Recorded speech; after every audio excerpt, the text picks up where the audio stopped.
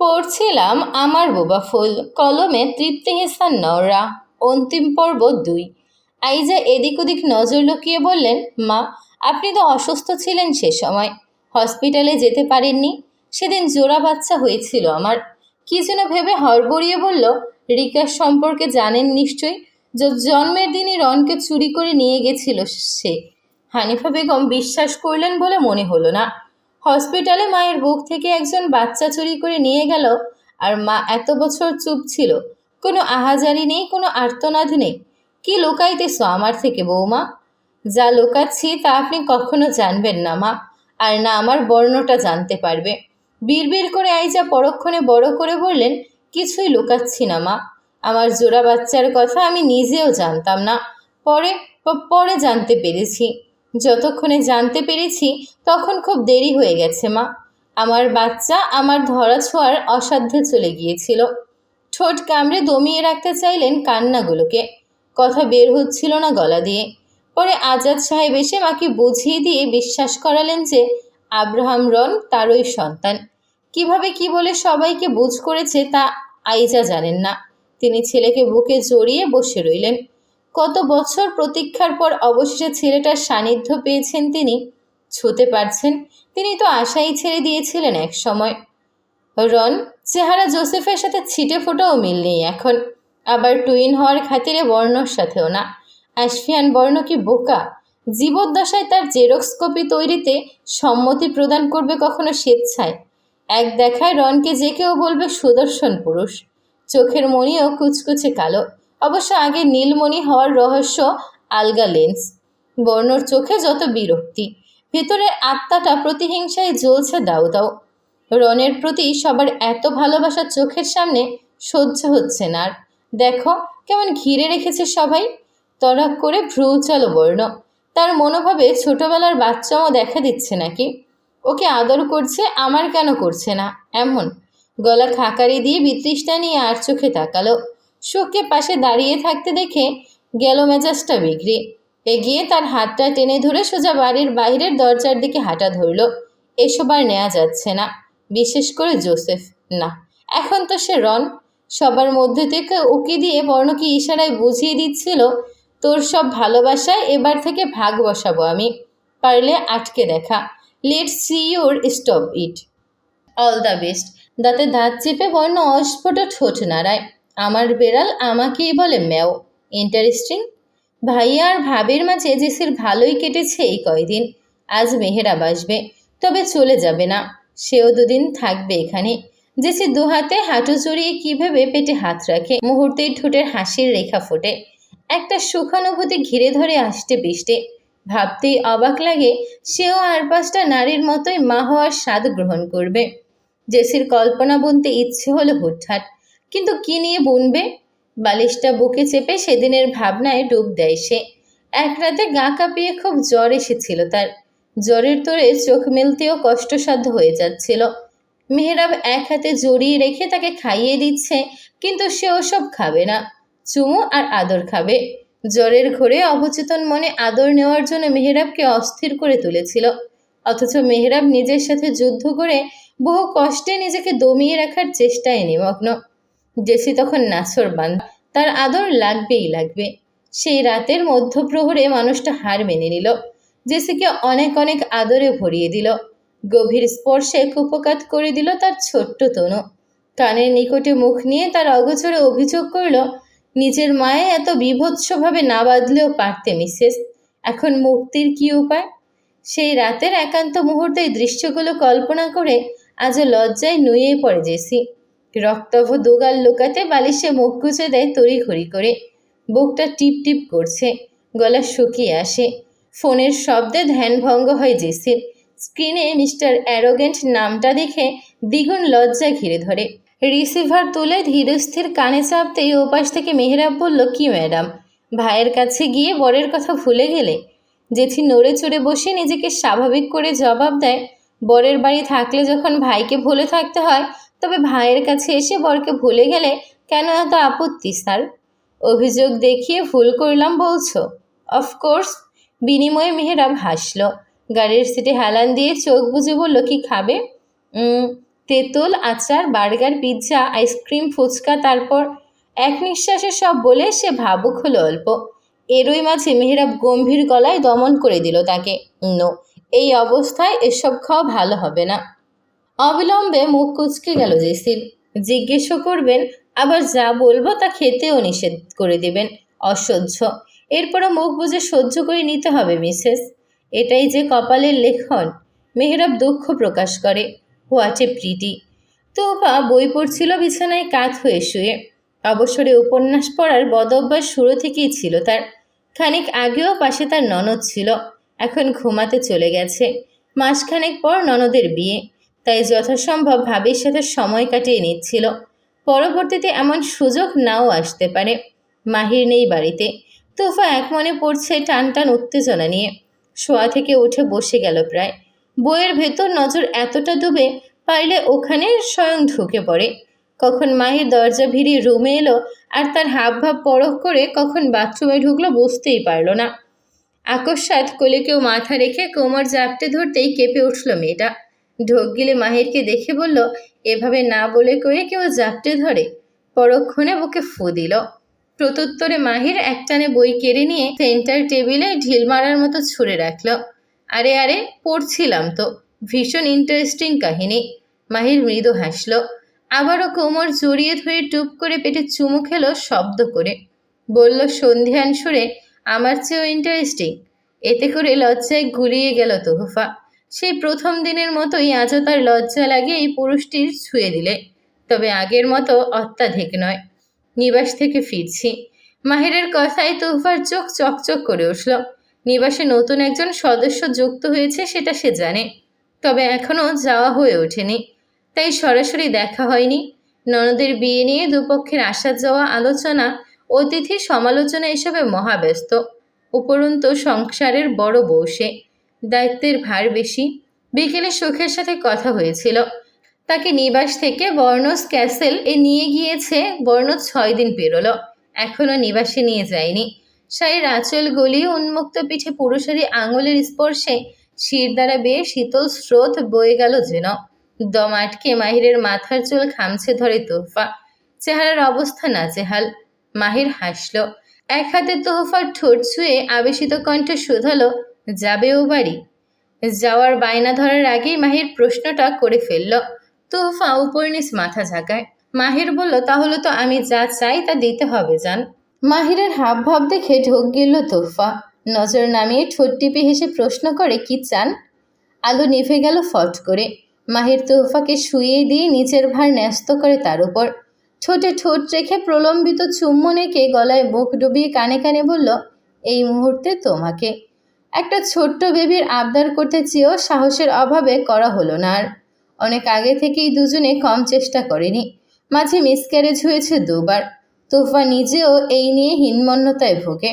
মাহিরের দিকে তাকাতেই সময় সময় বুকটা খা খা করে, কিন্তু তার যে কিছু করার নেই। সব সৃষ্টিকর্তার নিয়ন্ত্রণে, যদি তিনি চায়। সেদিন বর্ণ তপ্ত মেজাজ নিয়ে নিজ রুমের ব্যালকনিতে ছিল। মেজাজটা ছগুণ চড়িয়ে দিতে রন এসে দাঁড়ায় সেখানে। বর্ণ শক্ত গলায় দাঁতে দাঁত চেপে বলল, পারমিশন ছাড়া রুমে ঢুকেছিস কোন সাহসে? There won't be a second warning. মাথা চুলকে রন হাসল প্রশস্ত ঠোঁটে। বর্ণর রাগে রাগে কঠিন মুখায়ব উপভোগ করতে খারাপ লাগছে না। বলল, দেখেছিস মম তোর চেয়ে আমায় বেশি ভালোবাসে। কদিন পর আমার সামনে তোকে চিনতেই পারবে না। হাত মুঠোবন্দি করে চুপ করে রইল বর্ণ। রেলিংয়ে মুষ্টিবদ্ধ হাতটা আলতো চাপড়ে রাগ সংবরণের চেষ্টা করছে। আর চোখে সেই চঞ্চল হাতের দিকে চেয়ে রন ফের বলল, তার উপর যদি মুখোশের আড়ালে থাকা তোর অন্য রূপটা টেনে হিস্ট্রে সামনে আনি, তখন মমের রিয়াক্ট কেমন হবে ভাব একবার। খুন করব। থমথম খায় রন। অপ্রস্তুত গলায় বলল, হুজ। মুহূর্তেই অপর পক্ষের মুষ্টিবদ্ধ হাতটা সোজা নাক বরাবর এসে লাগলো রনের। মৃদু আর্তনাদ করে এক ধাপ পিছিয়ে গেল সে। ঠোঁটের উপর হাত উঠে যায় আপনা আপনি। ঠোঁট ফেটে রক্ত বেরিয়ে এসেছে। বর্ণ অগ্নিদৃষ্টি মেলে চেয়ে আছে। পাইলে চোখের পলকে এখনই ভস্ম করে দেয় রনকে। রনটা জিভ দিয়ে ঠোঁটের আশেপাশে রক্ত চেটে বলল ব্যথতর গলায়, আই ওয়াজ জাস্ট কিডিং ইয়ার। বর্ণ নিশ্চুপ। পূর্ণ দৃষ্টি মেলে অদৃশ্য চেয়ে ফুসছে। খানিক পর রন আবদার রাখে, আমার ক্ষমতা তো শেষ, তোর তো বেঁচে আছে এখনো, জানা আমার বাচ্চাগুলোকে নিয়ে আয়। নারীদের প্রতি কোনো ইন্টারেস্ট নেই আমার, ভবিষ্যতে মমের পছন্দ মতো একজন। বর্ণর দৃষ্টি প্রত্যক্ষ করে থেমে গেল সে, গলা পরিষ্কার করে বলল, মম বলে দিয়েছে আমি তোর 2.5 মেঘের বড়, এভাবে বাঘের মতো তাকাস কেন? বর্ণ এই পর্যায়ে মুখ খুলল না, তবে ফোনে দেখালো কিছু একটা।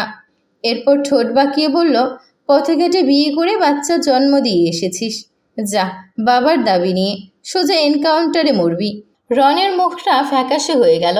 লোকে বলে রক্তের টান চুম্বুকেও হার মানায়, আসলে এই বাচ্চার মায়েদের প্রতি তার কোনো কালেই তেমন আগ্রহ না থাকলেও 4 সন্তানের থেকে মুখ ফিরিয়ে নিতে পারবে না সে। প্রভাবশালী বাপের মেয়েদের জীবনসঙ্গী করেছিল, ঠকিয়েছে, মিথ্যা পরিচয়ে বিয়ে করেছে, এই অপরাধে না জানি কত রকমের কেস ঠকেছে। অন্যান্য বিষয়ে আর যাই হোক, এই মহাবিশ্বের নারী বিষয়ক আইন ভীষণ করা। রন ঠিক করলো বর্ণর হাতে পায়ে ধরে বাচ্চাদের তার কাছে চুরি করে হলেও এনে দিতে বলবে, কিন্তু কোন পরিচয়? তার অতীত তো বড্ড তিক্ত, শুনলে সবাই থু ছিটাবে নিঃসন্দেহে। 2 ভাইয়ের কথায় কথায় এক পর্যায়ে বর্ণ পুনরায় আক্রমণাত্মক হয়ে হাত উঠাতেই আইজা পিছন থেকে আর্তনাদ করে উঠলেন, কি করছো বর্ণ, ওকে মারছো কেন? আইজা কাছে এসে রনকে দেখতে আঁতকে ওঠে, ঠোঁট ফুলে লাল হয়ে গেছে তার। ভদ্রমহিলার কেন যেন মনে হলো ইতপূর্বে বর্ণ 1 দফা রনের গায়ে হাত তুলেছে। তপ্ত শ্বাস ছেড়ে হতাশ চোখে এক পলক বর্ণকে দেখে রনকে টেনে নিয়ে চলে গেলেন তিনি। যেই দৃশ্যটা বর্ণর চোখে জ্বালা ধরিয়ে দিল। এর কিছু মুহূর্ত পরেই শোককে আঁকড়ে ধরে নিবাস ছেড়ে বেরিয়ে এসেছে বর্ণ। আজও ফিরেনি। আইজা কাঁদতে বসেছেন। আজাদ সাহেবকে অনুরোধ করেছেন ছেলেকে ফিরিয়ে আনতে। তিনি আশ্বস্ত করেছেন চাপ নিও না, সে শীঘ্রই ফিরবে। বর্ণ কথা বলছিল কারো সাথে, সুখ তখন রুমে। ভিডিও কলে আম্মুর আশেপাশ থেকে স্ক্রিনে উকি ঝুঁকি মারছে নুরা। ও বাড়ি ফেরার সময় তার জন্য কী কী নিতে হবে তার লম্বা লিস্টও পেশ করেছি ইতোমধ্যে, যার অধিকাংশ স্কিন কেয়ার প্রোডাক্ট। এই বয়স থেকেই রূপচর্চায় ভারী সচেতনতা অবলম্বন করে সে। সুখ হাসি মুখে মেনে নিচ্ছে সব। দীর্ঘালাপ শেষ করে ফোন রেখে বেলকনিতে একবার উকি দিল। না, বর্ণর কথা এখনো শেষ হয়নি। পাশে আইস কিউবে নজর যেতেই দুষ্ট বুদ্ধি খেলে গেল মাথায়। একটা কিউব তুলে নিয়ে পা টিপে টিপে বর্ণর পিছু এসে দাঁড়ালো নিঃশব্দে। তার পরিকল্পনা ছিল বর্ণের শার্টের ভেতরে কিউব ছেড়ে দিয়ে সোজা পালিয়ে চলে আসবে, কিন্তু বিধিবাম চাহিদা মতো বর্ণপর্ণের শার্টের ভেতরে কিউব ছেড়ে পালিয়ে আসতে নিলেই হাতের কবজি চেপে ধরে লোকটা। শোকের অবস্থা ছেড়ে দে বরকে বহু কষ্টে ছটফট করে, হাত পা সব টানাটানি ছোড়াছুড়ি করেও নিজেকে ছাড়াতে পারল না। অন্যদিকে বর্ণর প্রতিক্রিয়া নির্বিকার। সে যে সুখের হাত আঁকড়ে আছে সেটা নিজেও জানে না, ভাবটা এমনই। দিব্যি ফোনে কথা বলছে এক ধ্যানে। ফোনের ওপাশে কাজের সমাপনী ঘোষণা করে শোককে নিকটে টেনে এনে রেলিংয়ে চেপে ধরে 2 হাতে বন্দিনী করে নিল বর্ণ। দুষ্টু হেসে বলল খোঁচা দিয়ে, সুইট হার্ট, কি মতলব? এমন সুদর্শন একজনকে রুমে একা পেয়ে ইফটিজিং করার লোভ সামলাতে পারছিলে না বুঝি? Not bad.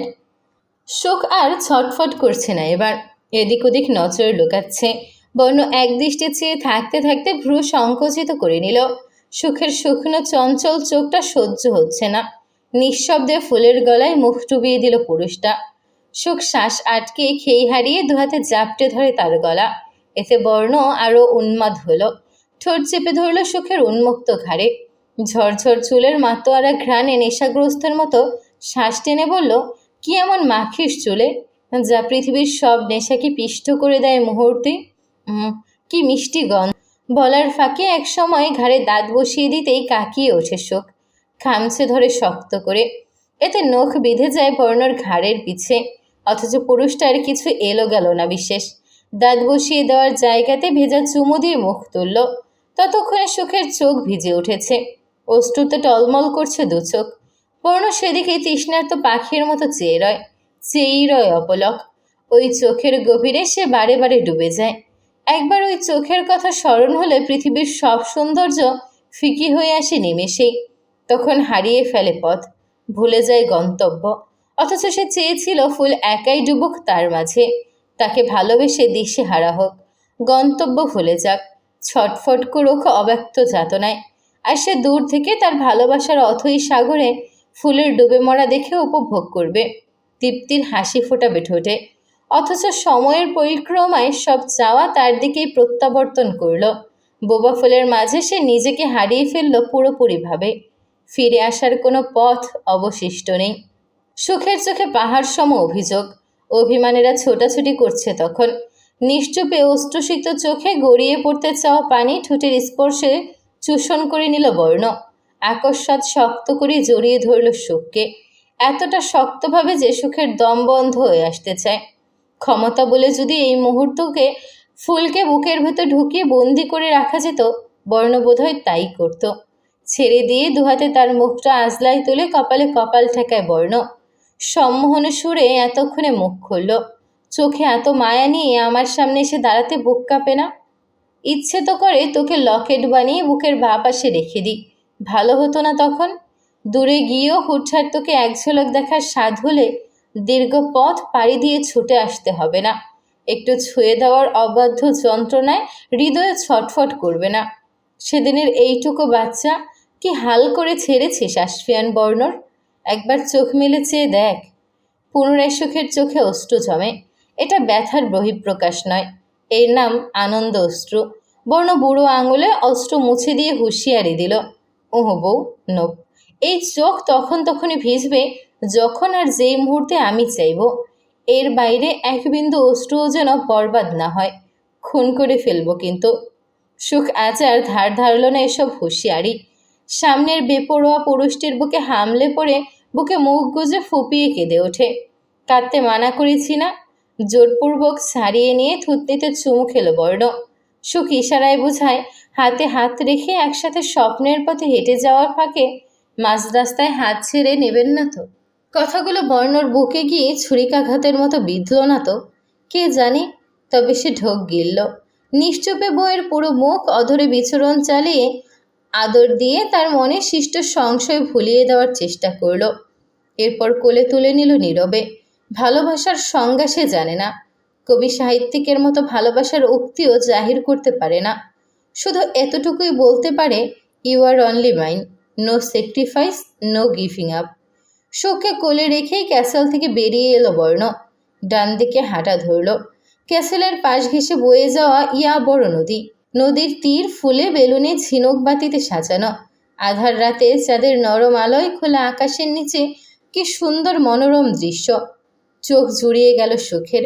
বিমুগ্ধ চেয়ে রইল। বর্ণ চোখ নামিয়ে একবার সুখের দৃষ্টি অবলোকন করে আবারও নজরের সামনে স্থির করল। অন্যদিন হলে নির্ঘাত হুমকি দিয়ে উঠত, বউফুল, যন্ত্রণায় দগ্ধ হওয়ার স্বাদ জেগেছে, নিষেধ করেছি কোনো জিনিসের দিকে এমন মন্ত্রমুগ্ধ হয়ে তাকাবি না, হিংসে হয় আমার বুঝিস না? ওই দৃষ্টি শুধু এবং শুধুমাত্র আমার জন্যই বরাদ্দ। এতে কোনো মানুষ বা জিনিসের হস্তক্ষেপ আশফিয়ান বর্ণ বরদাস্ত করবে না। তবে আজ এমন কিছুই বলল না, কিন্তু মুখটা সুখের কানের গোড়ায় নামিয়ে লতিতে ইঁদুরের মতো কামড়ে দিয়ে সতর্ক করে দিল যেন। সুখ ঠোঁট উল্টায়, দৃষ্টি ঘোরায় বর্ণর মুখে। পুরুষটা ভীষণ অনুভূতিশূন্য আর নিষ্ঠুর। কখন না জানি সাজানো স্পটের সব ছিঁড়ে এক জায়গায় ছুঁড়ে মেরে তাকে সামনে বসিয়ে উদ্ভ্রান্তের মতো বলে, এখন আর নিষ্পলক চেয়ে থাকার মতো কোনো জিনিস অবশিষ্ট নেই ফুল। এবার আমাকে দেখ, তাকিয়ে থাক, নজর সরাস না যেন।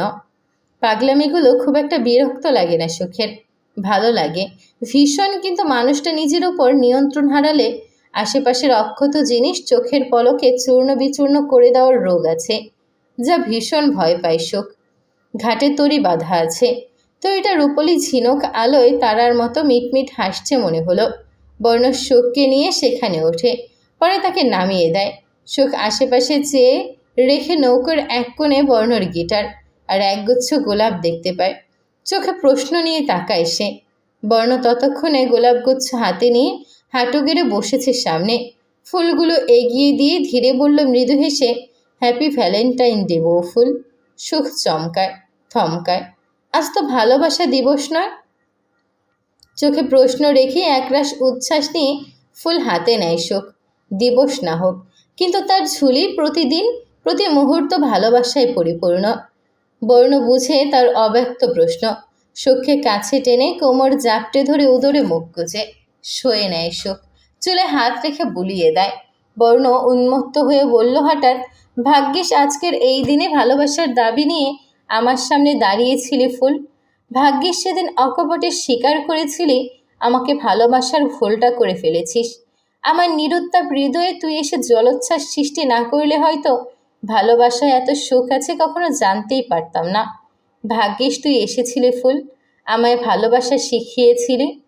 শুকিয়ে যাওয়া ঘাটা যেন পুনরায় থকথকে হয়ে উঠল বহুদিন পর। চোখের সামনে সেদিনের দৃশ্যপট ভেসে উঠতেই দম আটকে শক্ত হয়ে দাঁড়ালো সুখ। ছলছল চোখে দৃষ্টি অন্যত্র ঘুরিয়ে স্থির হয়ে রইল। বর্ণর মাথায় ভালোবেসে যত্ন নিয়ে বুলিয়ে দেওয়া হাতটা থেমে যেতেই সে মুখ তুলল।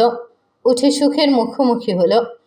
বউয়ের অভিমানী মুখটা নিজের দিকে ঘুরিয়ে পড়ল ফের। গলার কাছে চাকু ধরেও বর্ণর মুখে নত শিকারের যেই একটিমাত্র শব্দ আজ পর্যন্ত কেউ ফোটাতে পারেনি, সে স্বেচ্ছায় প্রতিনিয়ত তোর সামনে হার মেনে নেয় ফুল। আজও বলছে সেদিনের জন্য। একটু থেমে, সরি তো লক্ষ্মী বউ। সুখ প্রতিক্রিয়া দেখালো না। ঠোঁট কামড়ে ধরে শান্ত দিঘির মতো স্তব্ধ হয়ে রইল কেবল। বর্ণ কাছে টেনে নিয়ে পরবর্তীতে বুঝিয়ে সুঝিয়ে মানিয়ে নিল অদ্ভুত কায়দায়। নারীদের এই এক সমস্যা, পুরুষ একটু ভালোবাসা দেখালেই তারা গলে যায় মোমের মতো। জলে পা ডুবিয়ে বসল সুখ। পাশাপাশি তার একান্ত পুরুষের উপস্থিতি। বর্ণর হাতে গিটার। গিটারের আলতো হাতে একবার ছুঁয়ে দেয় সে। দীর্ঘ ১.৫ বছরের অবরুদ্ধ অন্ধকারের প্রতি মুহূর্তের সাক্ষী এই গিটার। তখন মাথায় হাত বুলিয়ে আঁচলের নিচে লুকিয়ে রাখতে মা ছিল না পাশে তার।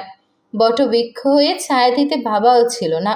ভাই বোন কিংবা ফুল, কেউ না। শুধু এই নির্জীব গিটারই তার সঙ্গী হিসেবে জড়িয়ে গিয়েছিল কিভাবে যেন। বর্ণ ক্রূর হাসে ঠোঁট বাঁকিয়ে, আর চোখে একবার গিটারের দিকে তাকায় সুখ। বর্ণ এই গিটারকে এত আগলে আগলে কেন রাখে সে জানে না। তবে নারীদের চেয়ে এই গিটারকে বড্ড হিংসে হয় সুখের। সময় সময় মনে হয় বর্ণ তার চেয়ে বেশি ওই নিষ্পাপ বস্তুটাকেই বেশি প্রাধান্য দেয়। ভাবনার মাঝে কখন যে বর্ণের বাহু জড়িয়ে ধরে কাঁধে মাথা রেখেছে বুঝতেই পারল না সুখ। চোখ নামিয়ে কাঁধে আশ্রে পড়া সুখের দিকে চেয়ে মাথায় ঠোঁট চেপে রাখে বর্ণ। এই বোবা ফুলটাকে যত আদরই করা হোক না কেন, তৃষ্ণা কভু মিটে না তার। হাওয়ার মৃদু ছন্দ, মস্ত বড় আকাশে এক টুকরো চাঁদ, ভুবনে সেই চাঁদের স্নিগ্ধ আলো, সব মিলিয়ে রোমাঞ্চকর এক পরিবেশের সৃষ্টি হয়েছে এসবের সাথে তালে তাল মিলিয়ে গিটারে টুংটুং শব্দ ভেসে বেড়ায়। সেই সাথে আসফিয়ান বর্ণর শ্রুতিমধুর কণ্ঠ। শেষ বলে যেন কিছু নেই, আছে অবশেষ। এদেশেরও শেষে ঠিকই শুরু হবে কোনো দেশ। ভেঙে যাওয়া মনে খড়কুটো বনে যে পাখি, বাসা ছেড়ে তাকে উড়ে যেতে হয় একাকী। এ পথে কোনো ঋণ নেই, ফেলে আসা দিন নেই। শুরুতেই ফিরে এসো তুমিও। ছেড়ে যাওয়া হাত নেই, ভাসানেরও রাত নেই। মাঝে অবসর পেলে ঘুমিও। শুরুর খাতায় লেখা আছে তাই, শুরুর পথে একা ফিরলাম। যত ভাঙন তুলে নিল এমন, বলতেই হবে বিসমিল্লাহ। সমাপ্ত।